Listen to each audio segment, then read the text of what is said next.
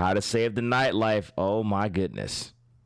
I have some bad news. Most of your favorite nightclubs will probably go out of business this year, and here's why. Of course, the economy impacts everything, as well as the city you're in and the type of crowd the club attracts. Right. But some of the other most important reasons why clubs are closing are often the ones that are most overlooked by the internal teams. So two of the main reasons that I see are that clubs are using super outdated marketing, and they're not really creating that sense of community. I spent over a decade as a publicist working also in branding and social strategy. I work with like celebrities and venues and media companies from London to New York to Hollywood. So here's what I'll tell you, and this is obviously all my opinion, so...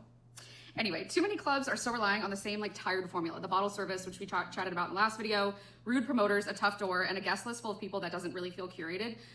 Yeah, that's good. She's right.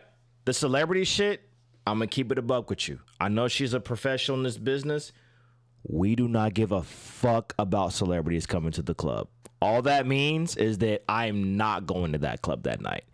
I'm only expecting ballers and everybody else going to be there.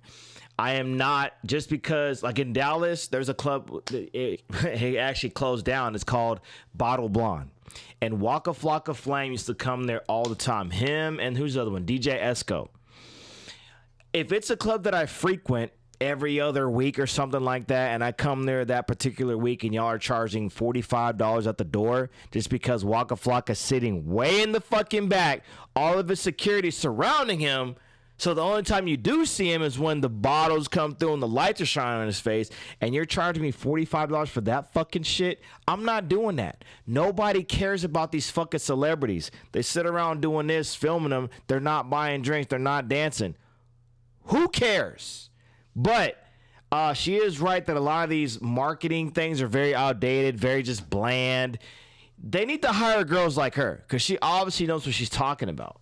Today's audience isn't necessarily impressed by exclusivity. They're more impressed by experiences, and they want to go out and feel like they're part of something, whether it's like a moment or movement or even just making memories. And if your venue isn't creating moments that have positive associations tied with them, you might be invisible. So here's what actually works and what we at PCN Entertainment implement for the clients that we advise all over nightlife and hospitality. Number one is to involve your audience. Use social media as a way to connect with your audience and get their buy-in with big decisions your venue makes. Once a week, maybe on the same day, run a poll on Instagram and ask your audience who their dream celebrity to party with is. Maybe have them vote on different alcohol brands in the club. For example, I'm a Jack Daniels girl through and through, and nobody carries that. Anyway, do people like mocktails, yay or nay? Do you prefer house music? Do you prefer rap? Do you want throwbacks, country? If you could change one thing about the venue, what would it be? Entice your audience to engage with your content and reward them for doing so by implementing the changes that they want. Number two, creator collaborations. I see a lot of venues tagging influencers they work with days later, but I wouldn't just tag them. I recommend co-creating content with local and niche creators who bring their own audience with them. Yeah, that may cost money. Allow them to shoot like brand deal contents in the club during the day when the venue is empty, and do collab posts that way, or let them create custom cocktails, or maybe collaborating with your in-house DJ for the night, or have them come up with a certain theme.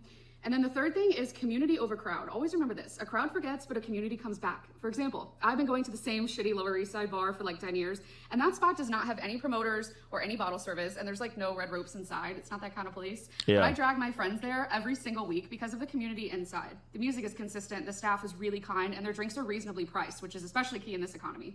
And the thing is, the bar always has a line wrapped around the block almost every single day.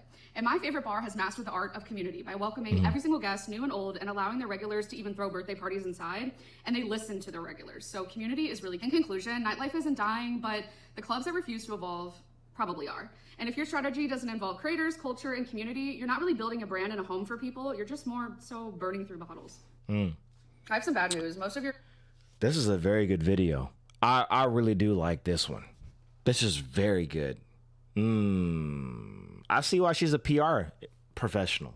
Everything she said was spot on. The celebrity shit, I can see how that could kind of work, but most people that are down for the general admission shit or the GA shit, we don't fucking care about these celebrities. We don't care about. All it's saying is that it's just gonna be more expensive to get in to do the same shit I did last week for free. So, but she's definitely right. We need to kind of tap in with the market. It needs to feel more like a club than just this old, outdated form of business. I like this video. I like it. And I think I might implement some of these ideas, man. Make sure to follow this chick.